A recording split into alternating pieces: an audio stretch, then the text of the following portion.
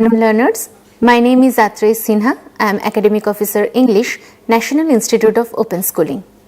Today we will read the section 4 of the story I Must Know the Truth, which is included in our Senior Secondary English course code 302. This is a story of Aradhana, who is a very good dancer, and she is all set to inaugurate the annual dance show of a music school by her dance performance. So she was happy and excited. So her family members as well. But everything goes upset, and we will find out the reason of her being upset towards the end of the story. So first let's have a recapitulation of the previous sections, that is section 1, 2 and 3. In section 1 of the story, we have seen that just before the annual dance show of the Kamala Devi School of Dance and Music, the narrator, Simi, she is engaged in some interaction with her sister Aradhana at the backstage. Simi accidentally crushes the flowers in Aradhana's hair while hugging her, and this incident leads to a brief moment of distress. Despite Simi's reassurances about Aradhana's beauty, Aradhana seems doubtful and looks at herself in the mirror. There's a poignant moment where Aradhana acknowledges the beauty of the narrator beyond external adornments presumably for her fair complexion. And the narrative then shifts to a family gathering before the performance, and their grandmother and Aunt Pramila, accompanied by their mother, came to meet Aradhana, came to congratulate Aradhana and wish her best luck. And the mother then reveals that the family has a special gift for Aradhana, which will be given today instead of waiting for her 18th birthday. Now, however, the joyous atmosphere takes a turn when Aunt Pramila makes some heartful comments about Aradhana's complexion, and she also suggests some adaptation, and it creates an uncomfortable moment. Grandma intervenes and scolds Aunt Pramila, taking her away. Simi, the narrator, who is very much aware of Aradhana's sensitivity, she knows that Aradhana is very much conscious about her complexion and beauty and all that. She tries to console her sister and dismisses Aunt Pramila's comments as the ranting of a bitter person. In the second section, we have seen that a harsh familial secret has been revealed, and that is revealed unexpectedly. And that truth has left a great impression to our narrator, Simi, and also to the person who is the central to the truth. And who is that person? Aradhana, the sister of the narrator. Aradhana is shocked and shattered. She asks her grandmother to confirm the truth, and grandmother sends Simi to summon their mother to handle the situation. The grandmother is sensible enough to feel that such kind of truth should be revealed from the parents only and not from anyone outside of the family. And it is uninvited that an outsider of the family reveal the truth. So she instructed Simi to call her mother to handle the situation. Now in the third stanza, we have seen that Simi and her mother they are searching for Aradhana, who has gone missing before her dance performance. When they find her, Aradhana is filled with anger and accuses her parents of deceit, expressing her hatred towards them. Despite the mother's heartfelt plea to remind Aradhana of their love and the years they have spent together, Aradhana remains unresponsive and hurt. The mother tries to show her love through a gift, the gift of necklace, and urges Aradhana to go back on stage. She also asserts that nothing has changed. Simi, the narrator, she is witnessing the intense confrontation. She realizes that the situation is beyond their control and sees that her mother is crying silently and reflecting the deep emotional struggle of the moment. Now, in this last section, we will see if their mother succeeded in making Aradhana understand that she is not cheated. So she has been loved by all the family members, especially by her parents, no less than Simi. And even Simi loves her very much. Also, there is a dance show where the inaugural performances of Aradhana, who is now very much disturbed and emotionally struggling to keep the balance. Now, will she perform on the stage or not? That is the question. Also, will she accept the gift presented by her parents or not? Let's see.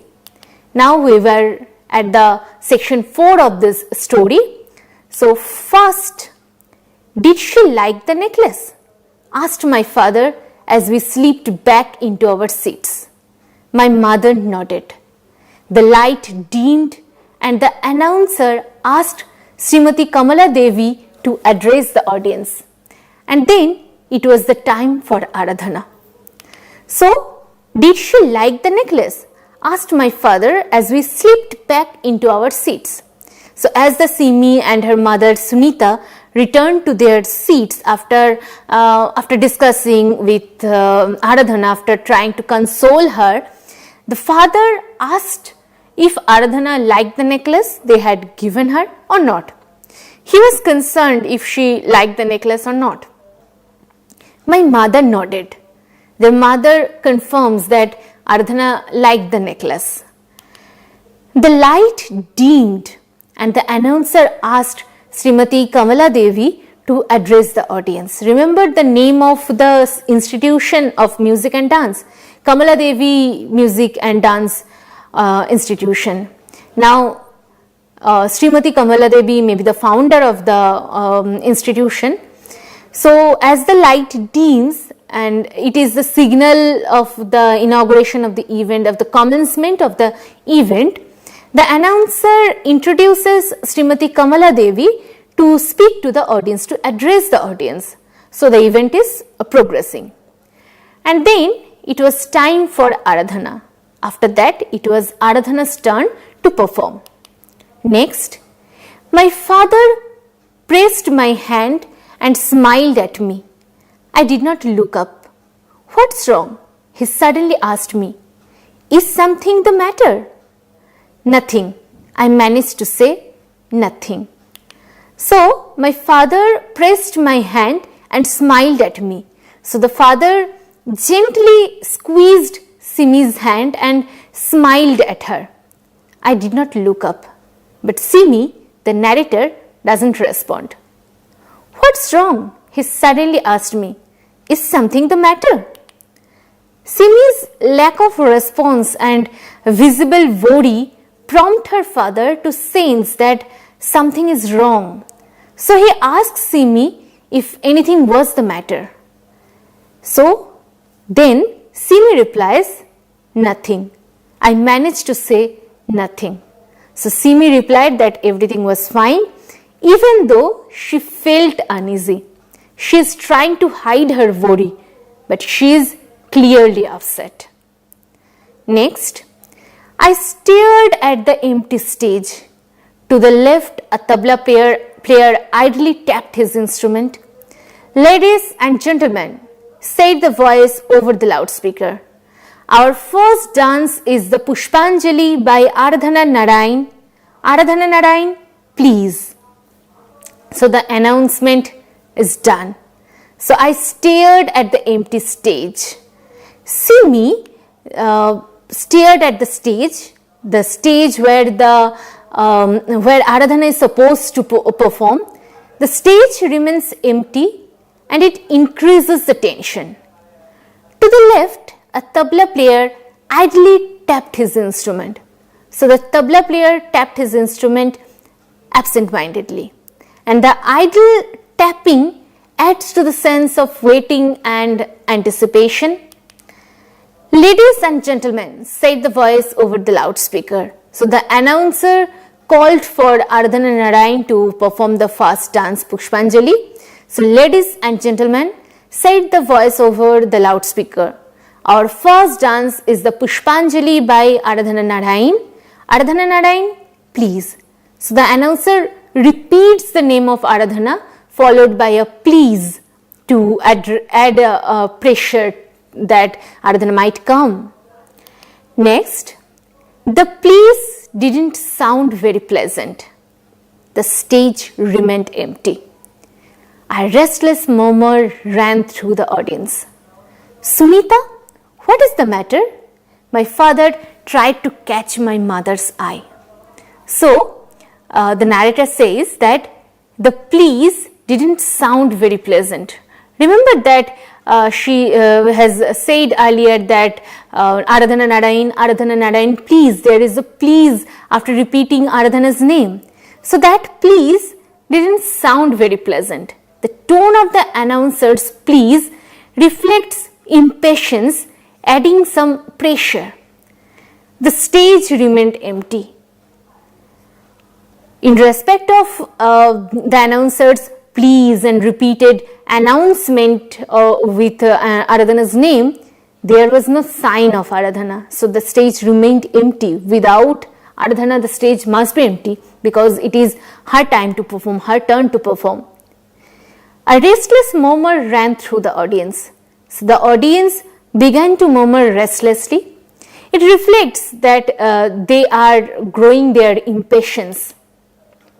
Sunita, what is the matter? My father tried to catch my mother's eye. The father asked the mother what was going on. He tries to understand what's wrong. He is trying to understand the situation by looking at his wife. Maybe he is trying to guess something. Next, my mother shook her head. Her shoulders dropped. The seat seemed to swallow her. For the third time, the announcer's voice rang out, impatient and almost threatening. Aradhana Narayan. So my mother shook her head, but the mother of Simi, Sunita, shook her head sadly in response to father's question, what happened?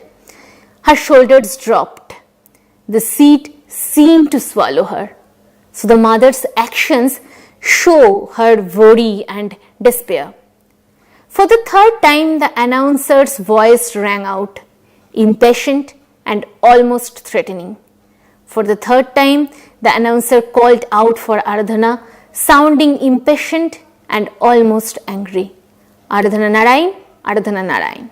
But what happened next? Silence. A silence that weighted down on me with suffocating force.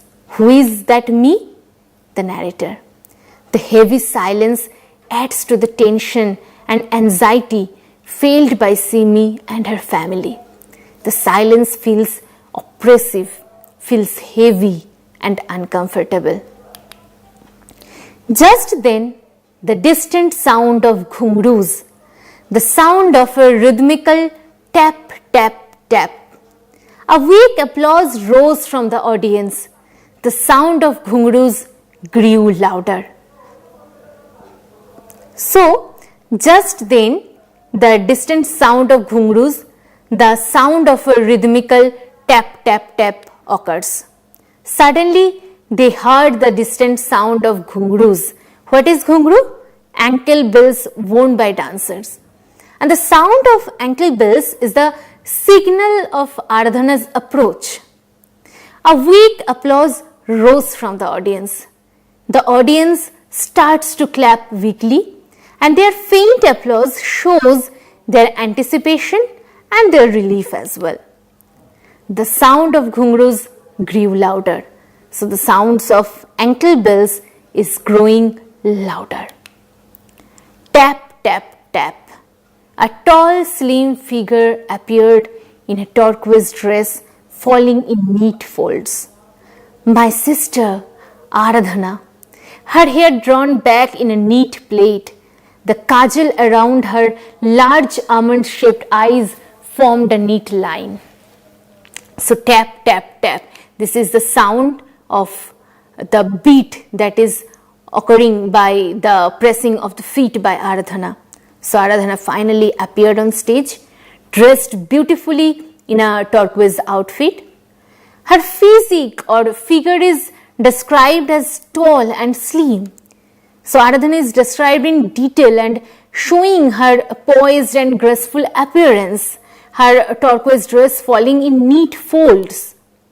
My sister Aradhana, her hair drawn back in neat plait, the kajal around her large almond-shaped eyes formed a neat line. So her hair was neatly plaited and she wore kajal around her eyes. And Aradhana looks poised with her hair and makeup. Her hair and makeup were done neatly. She folded her hands over her breast, almost touching the small gold pendant of her delicate necklace. Her face was tense and pale, but slowly she relaxed as she fell into a fast combination of different mudras, her slender fingers forming beautiful patterns and designs.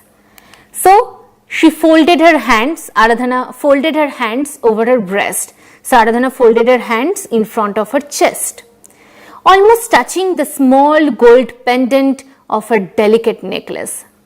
Her hands were nearly touching the delicate gold necklace she had been presented by her parents.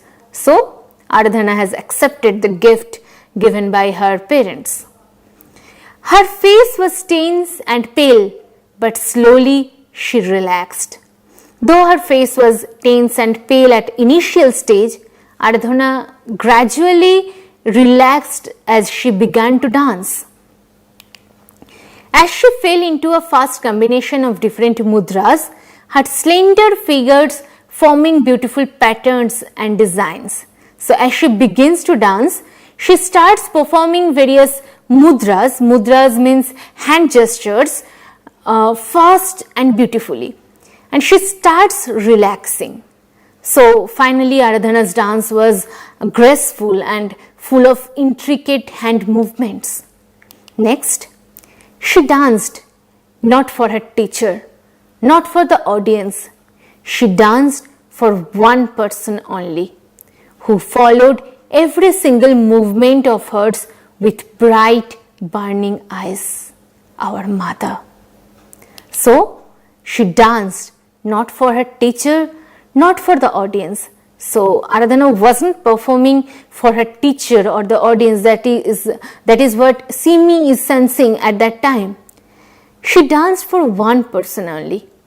So Aradhana dances for one person only. And who is that person? She danced for one person only who followed every single movement of hers with bright, burning eyes. So that person who watched her every move with intense bright eyes, our mother. So that person is their mother, Sunita. Aradhana dances for her mother only. It shows a deep emotional connection and a desire to communicate her feelings through the dance. So in this section, the family of Simi is anxious as Aradhana's performance is announced, but she has not appeared on stage. The father notices Simi's unease, but she reassures him nothing is wrong. The announcer repeatedly called for Aradhana, causing restlessness in the audience. Finally, Aradhana arrives, dressed elegantly, and starts dancing with grace and precision. So despite performing for the audience, it's clear that she is dancing for her mother, who watches her intently and very minutely, and also very lovingly, with affectionately. So that's all about the story I Must Know the Truth, where we have read that this is basically a story of Aradhana and her mother, the bond they shared. Though Aradhana is an adopted child, but for their mother Sunita and also for their father, she is not different from Simi, their biological child. And also Simi is very much affectionate to Aradhana. Aradhana is also very much affectionate to Simi. It should be, but it is not showing in that sense. And also, moreover, Aradhana is very much conscious about her complexion, about the beauty. She thinks that she is not so much beautiful as Simi, only because Simi is very much fair. On the other side, Simi finds Aradhana very much beautiful, very much pretty, although she doesn't have that level of complexion, that level of fair complexion. Anyway, Aradhana is very much loved by Simi and their mother, their father, of course, and their parents is now in an attempt to presenting a necklace to Aradhana. It was earlier suggested that it would be given at her 18th birthday, but then this event is very much important, very much significant for Aradhana and also for the whole family. So they decided that it would be given on this day only, that so that Aradhana could wear it on the stage. So that's about the main context of the story. And in the meantime, what happened that Aradhana came to know that she is adopted, and this truth revealed in a very unexpected way. So in this way, how Aradhana accepts the gift and how does she believe that yes, she is loved by all the family members is the question of this story, is the dealing point of the story. We will read the theme and other grammar and writing skills of this lesson, but before that, let's have a short break.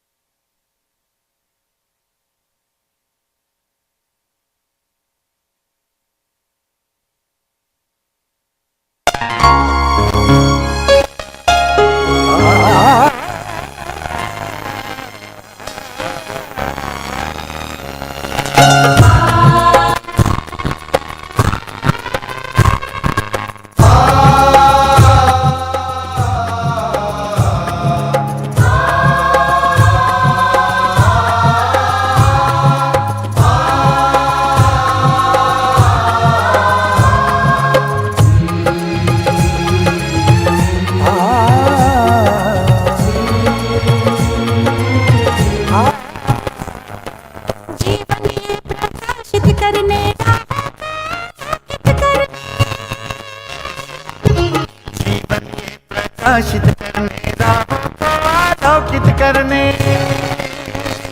हम अपना दीपक स्वयं बने, हम अपना रास्ता स्वयं चुने। हम अपना दीपक स्वयं बने, हम अपना रास्ता स्वयं चुने। जीवन ये प्रकाशित करने राहों को आलोकित करने।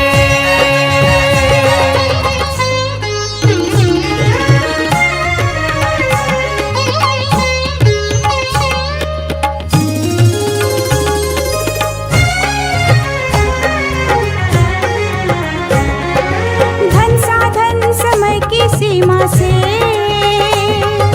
विद्यालय जो मुक्त हो, धन साधन समय की सीमा से विद्यालय जो मुक्त हो। कभी पढ़े हम कहीं पढ़े वे विषय की लोच से युक्त हो। कभी पढ़े हम कहीं पढ़े वे विषय की लोच से युक्त हो। मित्रों हम उठे और जागे, मंजिल आने की ध्वनि सुने। हम अपना दीपक स्वयं बने, हम अपना रास्ता स्वयं चुने। जीवन ये प्रकाशित करने राहों को आलोकित करने।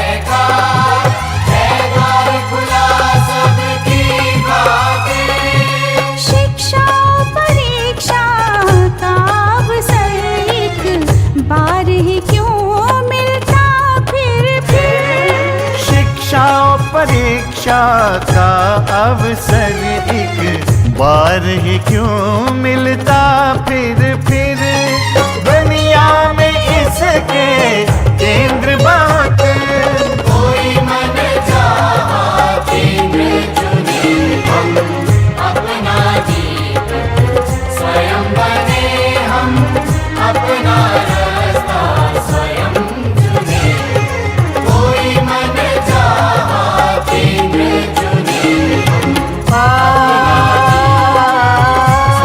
बने हम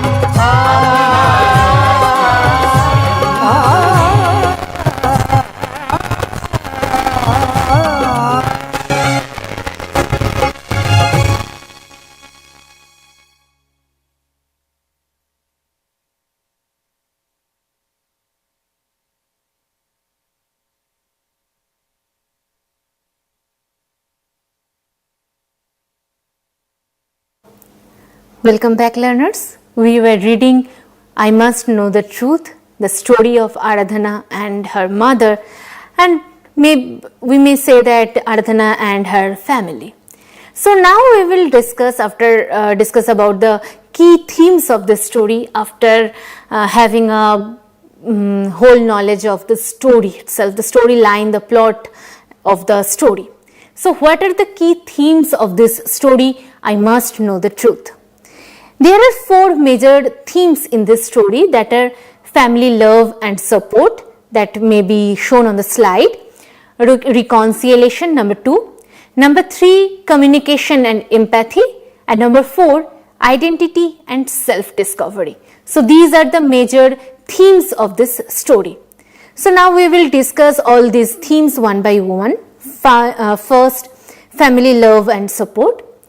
So this story of Aradhana deeply explores the bonds within a family, particularly the unconditional love that parents have for their children, irrespective of their biological children or adoptive children.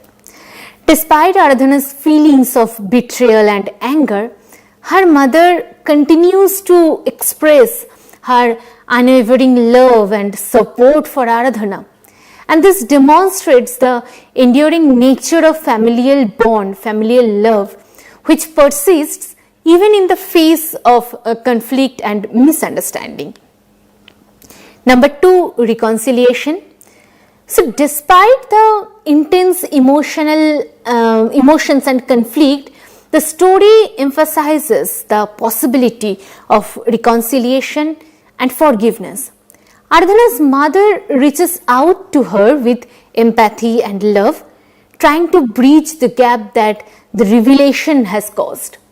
The climax of the story, where Aradhana ultimately takes the stage and dances, signifies her beginning to reconcile with her feelings and her family. Number 3 is communication and empathy. So the story underscores the importance of open communication and empathy in resolving familial conflicts. Aradhana's mother's heartfelt conversation with her daughter Aradhana highlights the necessity of expressing feelings and understanding each other's perspective to heal and move forward. Number 4, identity and self-discovery. So Aradhana's emotional turmoil and feelings of betrayal stem from her discovery about her origins, which challenges her sense of identity. The story delves into her struggle to reconcile her newly discovered past with the life she has known. Her journey is one of self-discovery as she grapples with who she is and what her origins mean to her. Therefore, the story is a poignant exploration of the dynamics within a family, and it illustrates how love and understanding can help navigate the challenges of identity and betrayal, leading to eventual reconciliation and strengthening of bond. Now we will move on to the characterization of this story. First there is Aradhana, then Sunita, then Simi, then Aunt Pramila, and also the father.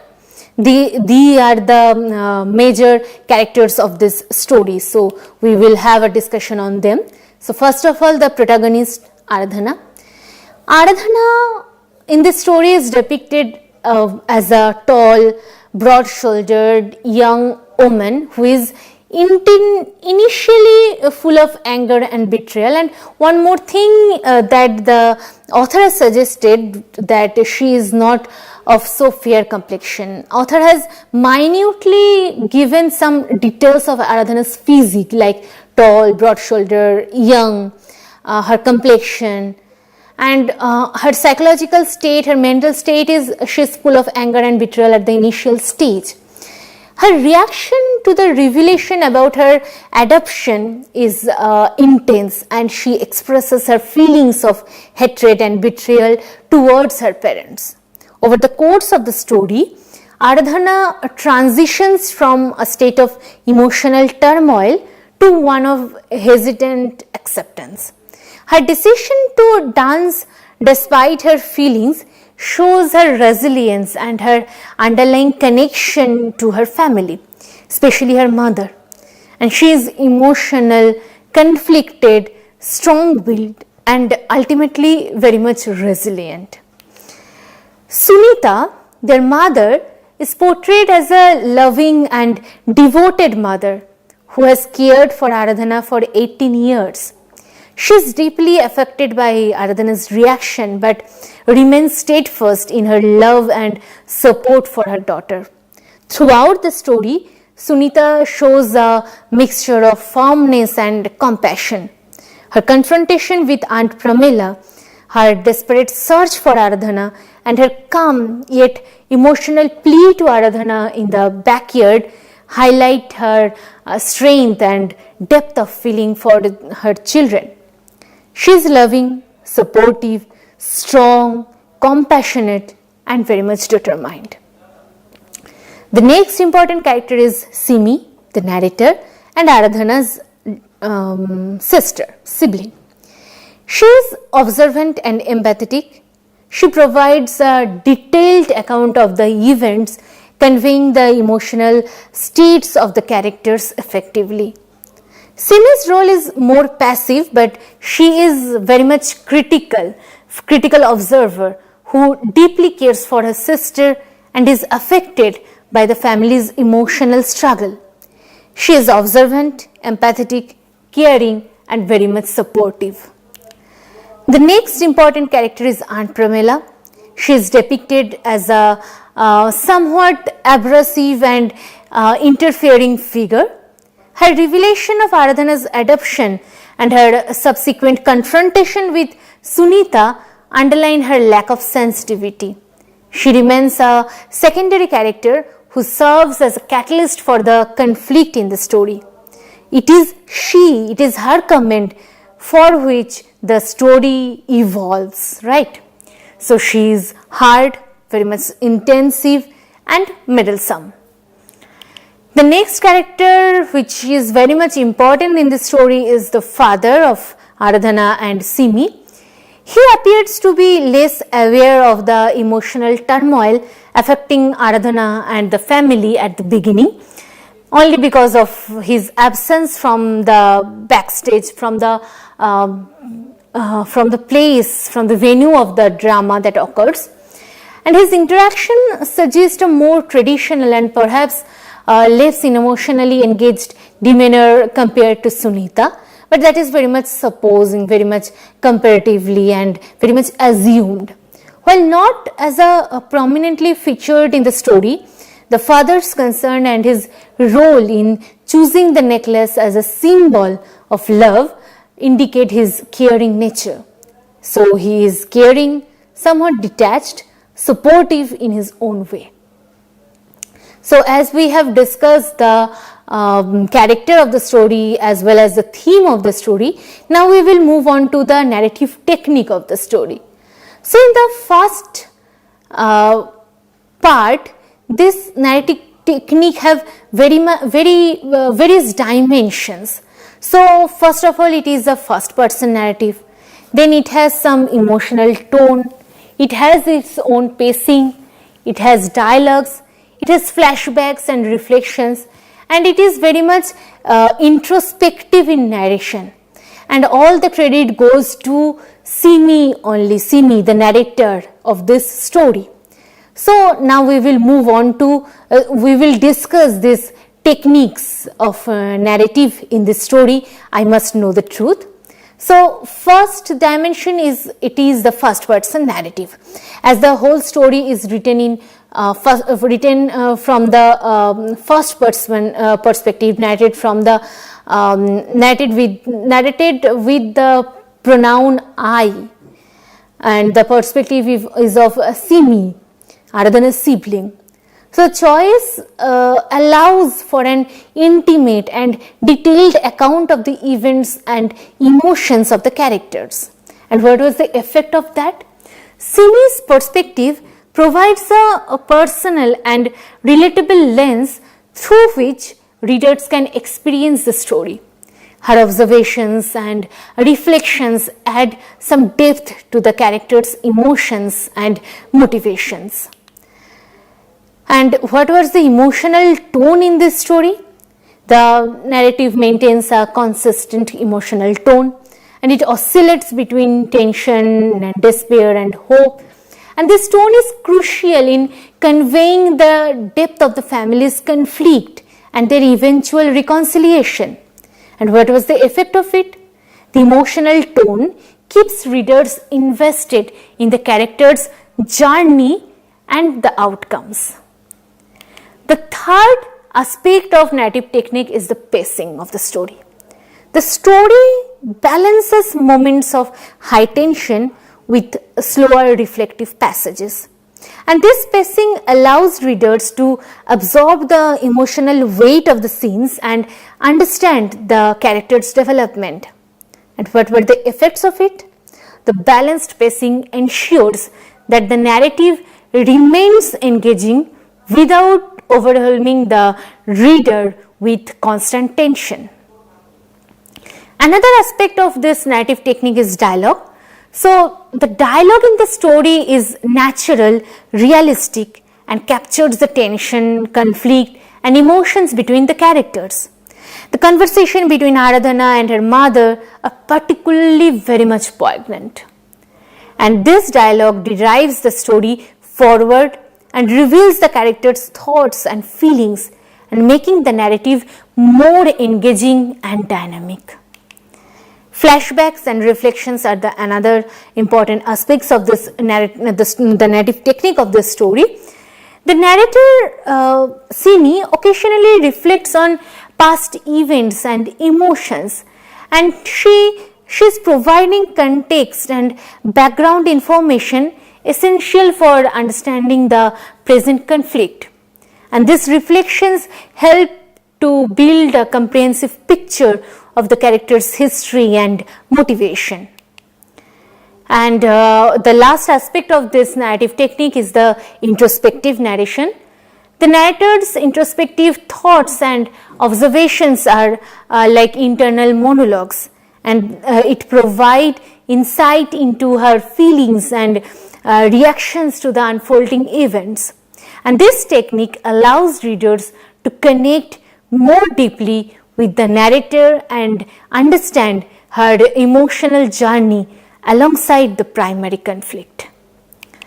So that's all about the narrative technique of this story. So after reading the story, we have discussed the key themes of the story and the characterization of the story and the narrative technique. Now we will move on to the grammar portion that are related to this lesson. So first of all, we have relative clause to discuss, and also we have phrasal verbs in this lesson. So first we will discuss and we will learn the relative clauses. What are they? Just read out this the sentences that are on the slide. First sentence: she danced for one person only, who followed every single movement of hers. My grandmother, who suffered from rheumatism, waddled towards us. Third sentence: my sister gave a small laugh which sounded more like a sob. So in this sentence, you may see that all these three sentences are colored in two colors. They are bicolored, right? There are some portions that are colored in some particular color, and another section is in blue. So now, why it is so? If you read the first sentence, she danced for one person only who followed every single movement of hers. Can you break this sentence into two? You can, of course. Just stop where the color changes. She danced for one person only. Full stop. The next sentence could be, that person followed every single movement of hers. So there are two sentences, you may say, who are joined with the word who. She danced for one person only who followed every single movement of hers. Similarly, in the second sentence, it could also be divided into two parts. My grandmother waddled towards us, and the second sentence could be, my grandmother suffered from rheumatism. So, who, again these two sentences are joined with the word who. Similarly, my sister gave a small laugh which sounded more like a sob. So, my sister gave a small laugh, this could be one sentence, and the laugh sounded more like a sob. Here, these two sentences are joined with the word which. So, there are two sentences who are very much related to each other, and they are related with some WH words, could be other words as well, but very much conjunctive words like that. So, these sentences are called relative clauses, as these clauses, the subordinate clauses, are adjectifying the main clauses. So, what are the function of relative clauses? They provide information which makes the meaning very much clear and very much precise. They introduce economy and clarity in speech and writing. So, these are the two functions written on the slide. You may see on the slide, these are the two functions of the relative clause. First of all, they provide information which makes the meaning very much clear and precise, and they also introduce economy and clarity in speech and writing. So, these are the function of relative clause, why we should use a relative clause to ornament our writing. So, that's all about the relative clause. Now, we will move on to the phrasal verbs. What are phrasal verbs? Phrasal verb, a phrasal verb is a simple verb combined with an adverb or a preposition or sometimes both. And why we use a phrasal verb?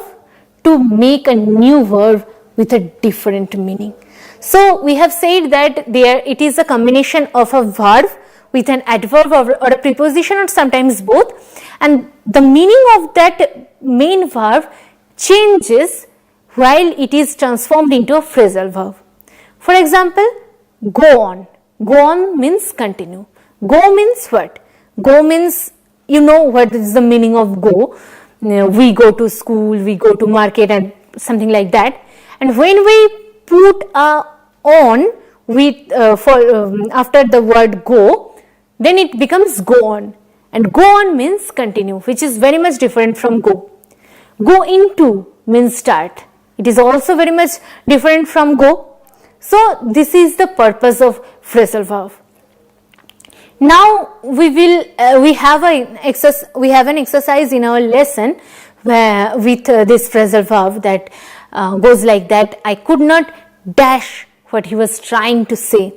The couple is always trying dash their neighbor status.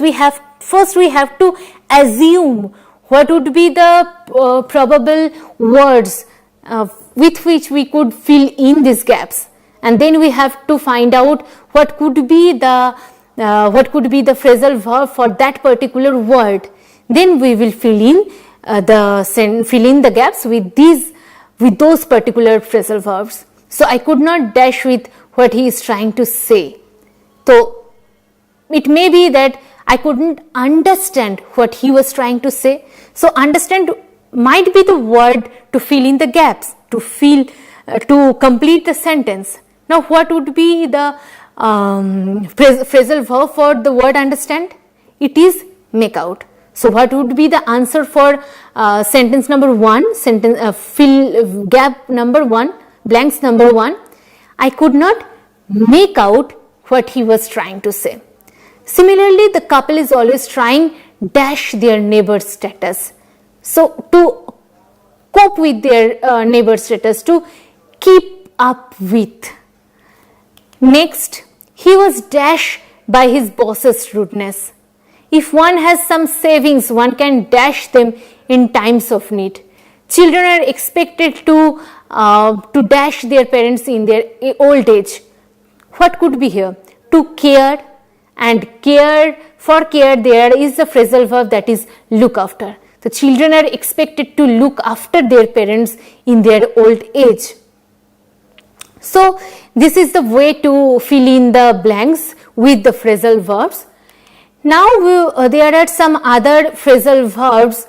For example, you have to remember all these phrasal verbs and apply in your writing and apply in your exercise, in your exam. Well, there is a question with phrasal verb. So fall back on means make use of, make out means understand, to keep up with means move or progress at the same rate as someone else, look after means care for someone, put off means desert in, and these phrasal verbs are the phrasal verbs the exercise has hinted at, right? So this is all about the phrasal verbs. So in a way, that's all about the lesson I must know the truth. So we have already read 3 parts of this story, I must know the truth, in our previous classes. Today we have read the 4th part of this story, and after reading the story we have read the key themes of the story, the characterization of the story, and also the narrative technique, which is very much important in this story. After that, from this lesson we have done the grammar part, which includes the relative clause as well as the phrasal verb. So that's all about this particular lesson, I must know the truth. We will again meet with another lesson in our next class. Till then, thank you.